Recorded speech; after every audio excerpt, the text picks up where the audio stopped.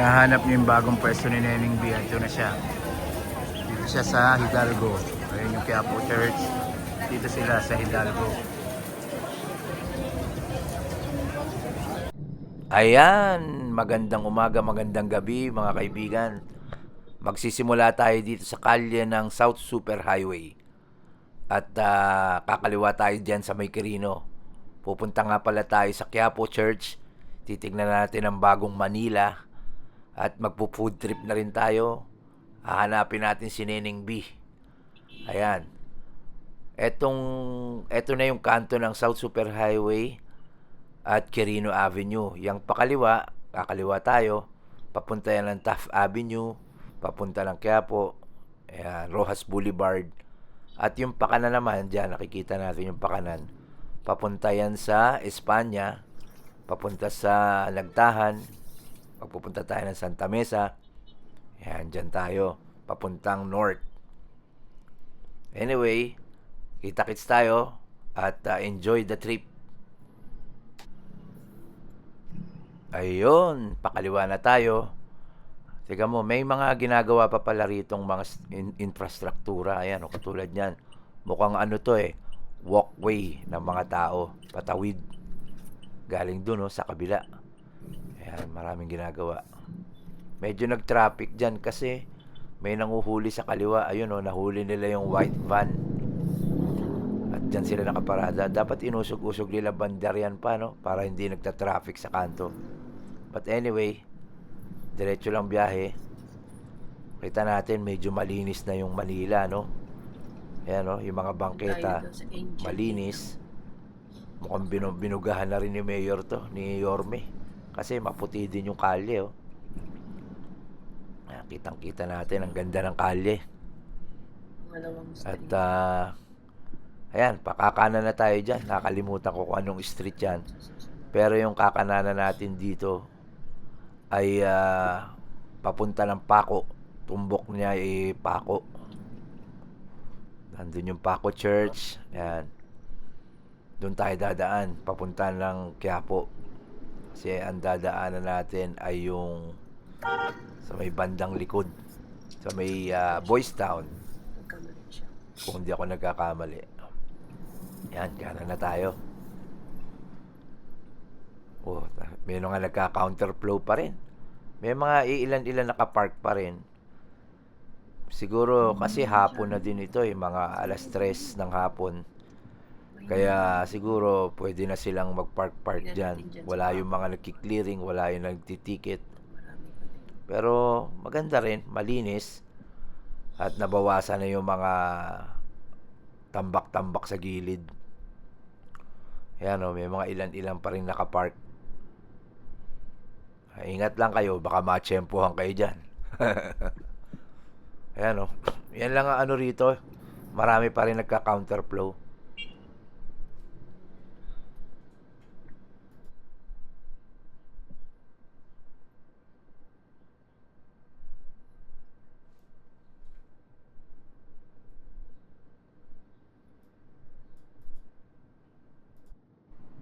Ayan, nandito na tayo sa Paco. Kung saan may maraming mabibili kasi palengke din tong Paco Tapos andito din yung mga bilihan ng furnitures. Naalala ko nung bago pa lang kami mag-asawa, dito kami bumibili ng furnitures. Malapit lang kasi yung bahay namin dito. Taga dito lang kami sa may Makati, sa may Pedro Hill. Ayan. Kaya dito kami madalas bumibili ng. Dito ko rin sinasamahan yung biyanan ko pagka namimili kami noon ng pagkain namin para pang isang linggo. Kasi mura dito. Ayan. Dati itong dinadaanan natin ito, punong-puno ito ng mga tindahan, mga magugulay, mga karne. Pero ngayon, wala na sila dun sa gitna. Nilinis na talaga sila. Ayun nga lang, marami pa rin nakapark pero hindi natin maiiwasan yan. Kaya, go lang. Anyway, kasi simula pa lang ni Yorme, sa isang mag-iisang linggo pa lang siya, napakarami ng pagbabago sa Maynila. Kaya, congratulations Yorme, saka sa buong team. May gobyerno na sa Manila. Yan. Ulat sa pool, idol ko yan si Yorme sa lahat ng ginagawa niya sa Manila. Sana tapusin niya yung 3 term para talaga maging maayos ang Manila. Malay natin, maging parang Singapore na ang Manila, di ba? Di namang masama mangarap, pero napakaganda nun kapag nangyari yun. Ayun. Malapit-lapit na rin tayo sa pupuntahan natin. Yan.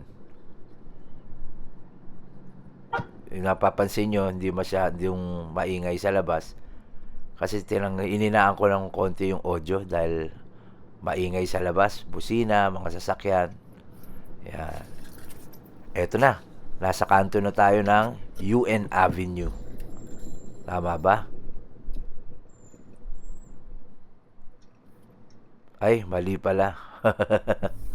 Hindi pa pala UN Avenue. Ano yata yan? Pedro Hill. Kung di ako nagkakamali. Yan. Ito na yung papunta ng Paco Church.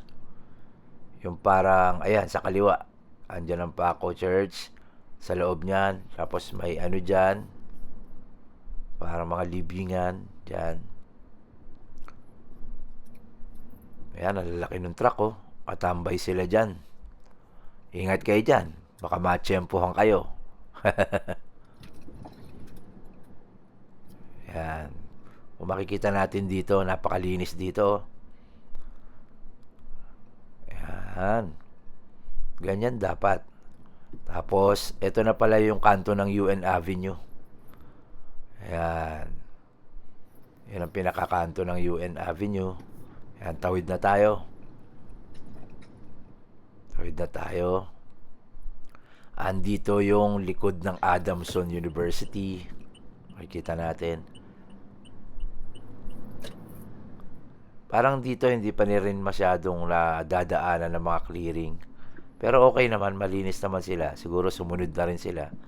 May ilan-ilan lang na mga, yan, katulad niyan. Ah, hindi, basura pala yan. Mga ilan-ilan lang. Pero tingnan nyo yung sidewalk dito. Ang linis, oh. Yung mga ilan-ilan na mga motor, mga konting basura. Pero okay naman. All in all, malinis talaga. Galing. Yan. Ang tumbok pala nito ay yung, nakalimutan ko yung tulay eh.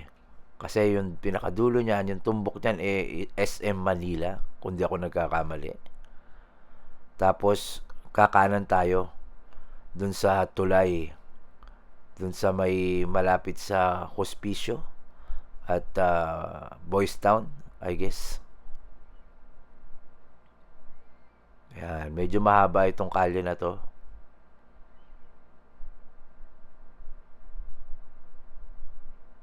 Pero ang ganda, no? Daming puno. Yan, malapit na tayo sa kanto. Kayo din, try nyo magpasyal sa Manila, lalo sa Quiapo, at saka yung mga paligid nun, yung mga Raon, para ma-enjoy nyo. Malinis na, marami nagpupunta ngayon kasi masarap pamili, masarap kumain, dahil hindi siya magulo. Yan, kanan na pala tayo dito. Yan, ito yung tulay. Pagbaba niyang tulay, kakaliwa na tayo. Makikita natin, napakaganda ng tulay, ano? Dati may mga basura din dyan. May mga naiwan ng mga kalakal siguro. Ngayon, malinis na siya. Yan, dyan pala yung pakanan, papunta papasok sa gate ng Malacanang. Tapos, ayan yung, kung di ako nagkakamali, Hospicio de San Jose. Yung nasa kanan. Tapos, kakaliwa na tayo rito. Ito yung mga una pa lang. Ito yung laging kiniklearing ng MMDA. Kung naaalala nyo. Yung maraming e-trike. Baka mga e-bike na nasa may ano tawag dyan? Gilid. Sa mga gilid. Yung lakaran ng mga tao. Sidewalk. Andyan, napakarami. Dilinis nila yan. Kaya ngayon, iilan-ilan na lang yung tumatambay na mga e-trike dyan saka tricycle. Oo. Pero sa umaga, sigurado walang nakapark dyan kasi laging dinadaanan yan ng MMDA at ng mga gobyerno ng Maynila na nagki-clearing.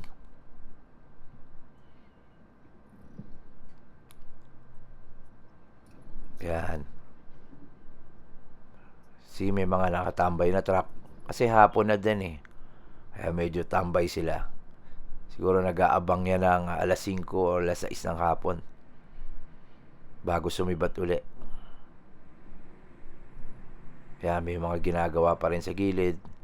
Yung kalye inaayos nila, kaya medyo masikip. Yan. Ito na pala yung yung dulo kung saan nandyan yung Quinta Market. Tapos nandyan yung masarap na bulaluhan, yung pinipilahan. Andito sa may bandang kaliwa. Ang pangalan yata niya, Super B ba yun? Hindi ako sure. Basta andyan yan sa kaliwa, pinipilahan yan. Hindi ko pa na-try pero masarap daw yung bulalo talaga dyan. Saka mura. Ito. Yan. Ano pangalan yan? Mr. B pala. Mr. B. Mr. Bulalo. Tapos, ayan. Kung makikita mo yung tulay, yan tulay na yan papunta doon sa Dapitan, Launlaan. Tapos sa kabilang side, papunta na siya ng Loton. Nag-alangan ako dito kasi parang walang kaliwa. Pero marami naman kumakaliwa. So siguro ito talaga ang kaliwaan. Ayan. Hanap na tayo ng parking dyan. Papark tayo dito. Siguro sa may Quinta Market tayo magpapark. Ayan. Gusto ko sanang kumanan dyan. Kaso bawal. So park na lang tayo dito sa may Quinta Market. Diyan pala sa may ibaba ng tulay, may mga masasarap na kainan dyan na sikat din, mga palabok, halo-halo. Masarap kumain din dyan. Yan, papark na tayo sa Quinta Market. Tapos lalakarin na natin papunta ng Quiapo Church. Dito nga pala ako nakapag-park sa likod. Ayan, chinek ko na din yung ferry. Papunta pala yan ng papunta yun ng Pasig. Ito na, lalakad na tayo. Yun. Ito na yung papunta ng Quiapo Church. Nakikita nyo? May line uli. Andyan na lang. Nakikita na uli natin yung line. Kasi pinagigpit na nila. Dyan na lang, hanggang dyan na lang sila. Hindi sila pwedeng lumampas. Andun lang sila sa yellow na guhit. Maayos, maaliwalas, di ba? Galing eh. Actually, pati ang mga sila na yan na nasa kalye, bawal yan eh. Hindi sila pwede maglagay dyan. Talagang handle lang sila sa likod ng line, yellow line or orange line. Yan. Ganda, no? Sarap maglakad, nakakadaan na yung mga motor. Pwede din ng sasakyan. Kaya nga ng bali, daan ng two-way yan, oh. Ang luwag.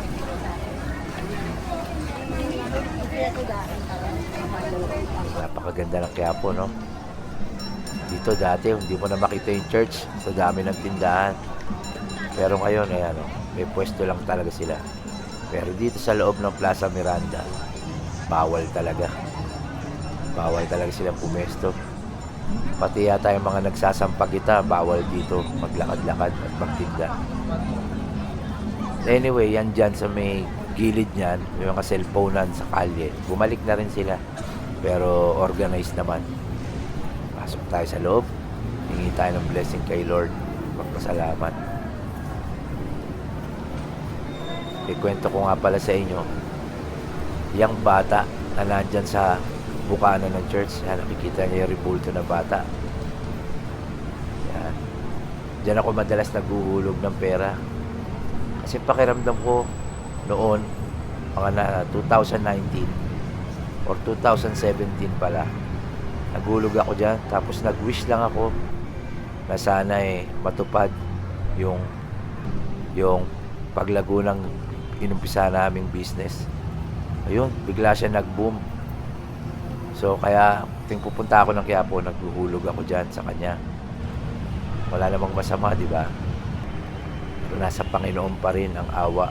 Sa Panginoon pa rin ang biyaya. Kaya lagi tayo magdasal at magbigay papuri sa Diyos. Yan, tapos na kami magsamba. Bibigyan ko na si Pogi ng aking share para sa kanya. Ayos, Pogi. Thank you, ha. Thank you, Lord. Maraming salamat, Panginoong Nazareno. Tapos dito na tayo lalabas sa gilid. Tignan nyo. Ang ganda. Hindi masyadong maraming nagtitinda ng kandila. Dati pati dito sa loob, marami, di ba? Ngayon, hindi na masyado. Ayan, yung mga nagtitala sa pagita, dyan sila sa gilid.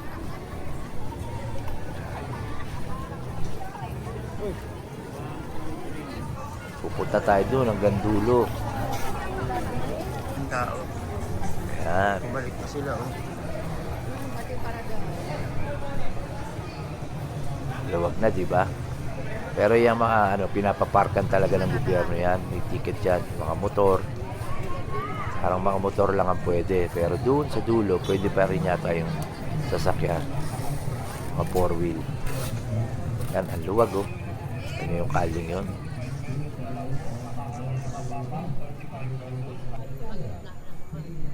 Carriedo Center. Ayun ang LRT sa dulo. Dati dyan nakapwesto si Neneng B. Yan, dyan nakapwesto si Neneng B bago mag clearing. Ngayon lumipat na siya. Mamaya makikita nyo kung saan siya. Makikita natin sa inyo. But anyway, dito sa Kaling to may mga food trip na rin. Napansin ko tong burger na to. Ang mura lang, parang mga 60 to 100 pesos. Ang kakapal ng patty, oh. Saka pinipilaan talaga siya. Ang pangalan yata ito is Burger ni Kapitan. Yun yata. Tapos may mga sisig. Ayan, oh. Bumili kami dyan. Ang sarap, eh. Dami, oh. Putok-batok. Pampaliwanag ng bahay yan, eh. Tapos eto naman yung baga. Sikat din yan, yung baga na yan. Grabe mantika, no?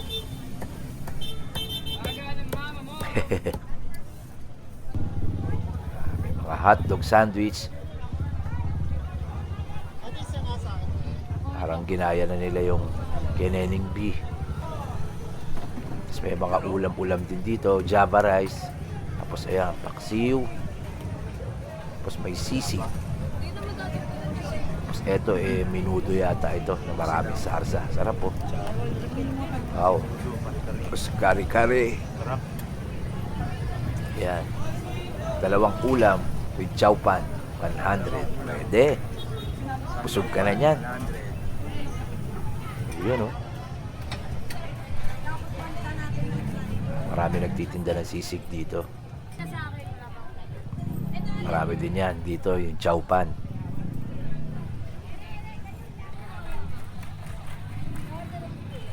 Hotdog. Ang lalaki ng hotdog, no? Tapos may balot. Hotdog na may balot. Dapat talaga yung mga hotdog binabalutan yan. Para family planning. Joke. Ayan, ang dinis, ano. Ayan pala yung binili ng asawa ko. Yung sisig Java rice. I-take out namin yan kasi nung kami kakain. Plano namin kumain dun sa sikat na Sotanghon sa may Hidalgo. Doon tayo kakain. Yan, nandito na pala tayo sa Hidalgo. Oh, ganun din, napakaluwag na ng Hidalgo. Dati wala ka ng malakaran sa gitna niyan. Ngayon, haya-hayang paglalakad ng mga tao. Oh. Kita nyo, nasa gilid lang sila sa yellow line. Actually, yung mga nakasabit sa taas, dapat hindi rin lumampas yan. Pero siguro pinagbigyan na sila. Ito na pala, Ito na yung tindahan ni Neneng B. Nasa Hidalgo. Naabutan din natin si Neneng dyan. Nandyan siya. Ayun oh. Paupo-upo lang si Neneng kasi boundary na siya eh. Neneng B. Dito siya sa Hidalgo na siya. Malapit dun sa sikat na Sotanghon, mga Sotanghonan. Yan, kung gusto niyo siyang mapuntahan. Nandyan si Neneng B. Ba? Yan, ayun yung SM. Thank you. Picture muna tayo kay Neneng B. Ayos. Thanks, Neneng. Tapos dito pala tayo kakain. Yung pansitan ni Waway. Kain tayo ng Sotanghon. Ang sarap din yan eh, yung parang pansit malabon. Yan yung sabaw ng Sotanghon, no? Napakarami rin kumakain. Dalawa yung pansitan. Meron pa rin banda ron sa malapit sa church. Pero dito ako madalas kumain.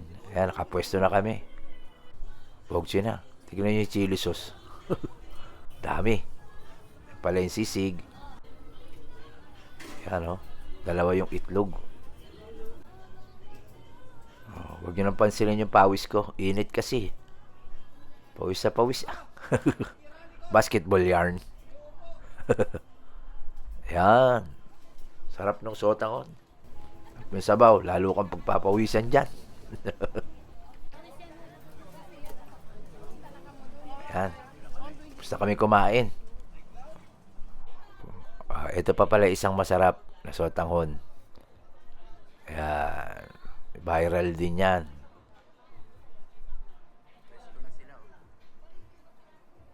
Yan. Famous Sotanghon sa Quiapo.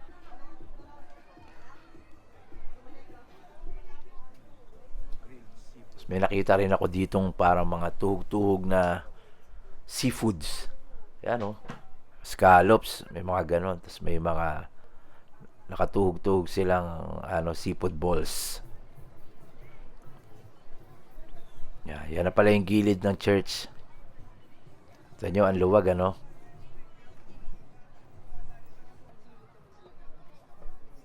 Meron din mga pagkain dito. Yan o. Hotdog. Pakahilig natin sa mga ganyan, no? Fried hotdog, siomay, as may rice. Ang lalaki ni siomay, oh. Yan, ang ating simbahan ng Quiapo. May nakita pala ako dito, guys. Tingnan nyo. Ganun din, may rice, may hotdog, pero ang kaibahan, meron silang lechon dun. Yan, may siomay. Ayun, yung lechon, oh. Diba? Medyo nangulubot na lang si Boy Lechon. Pero mukha namang masarap. Yan, Len Chow Pan. Tapos bumili na rin si Mrs. dyan, yung mga dried fish. Ano? Ice cream mo. Pa isa, oh. Masarap din to. Yung kung tawagin na dirty ice cream. Maluwag na talaga, oh. May linya na sila. Okay, lakad tayo. Tuloy-tuloy tayo. Pauwi na rin kami. At nung habang nasa kali kami, nakita namin to ni Mrs. Pagkain ko dito. Nakakaawa. Kaya yung dala namin, natira naming food, sa konting pera, binigyan na lang namin. Hindi ko na binidyohan nung lumapit siya. Pero nakakaawa. Kuya, sana magtagumpay ka sa buhay. Pati ng anak mo. Hindi kayo pababayaan ng Diyos. Anyway, paalam na po tayo. Bye! See you sa next food trip at next church. Thank you guys!